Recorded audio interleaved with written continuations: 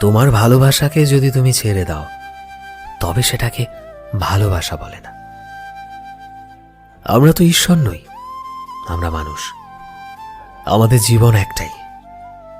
শাস্ত্রে লেখা আছে, যদি কাউকে ভালোবেসে ফেলো তাহলে তাকে এতটাই ভালোবেসো যাতে পরমাত্মা তাকে বানিয়ে ফেলতে পারো, যাতে কেউ তোমাদেরকে আলাদা করতে না পারে। তাকে ভগবানের মতো ভালোবাসো।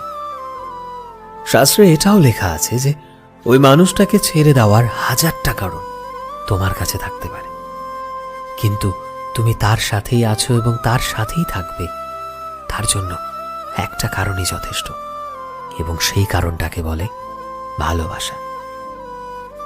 যতটা ভালো আমরা ভগবানকে বাসি, ঠিক ততটাই ভালো আমাদের প্রিয় মানুষটাকে বাসা উচিত। ভগবানকে আমরা যেমন কখনো ছেড়ে দিতে পারি না, কখনো অবহেলা করতে পারি না, তেমনি ভালোবাসার মানুষকেও কখনো ছেড়ে দেওয়া উচিত নয়। কারণ স্বয়ং ভগবান শ্রীকৃষ্ণ বলেছেন, কারোর মনে ভালোবাসা জাগিয়ে তাকে ছেড়ে দেওয়া তাকে মৃত্যু যন্ত্রণা দেওয়ার সমান। তাই যদি কাউকে সত্যিকারের ভালোবেসে থাকো, তাকে কখনো ছেড়ো না, কোনো অবস্থাতেই না।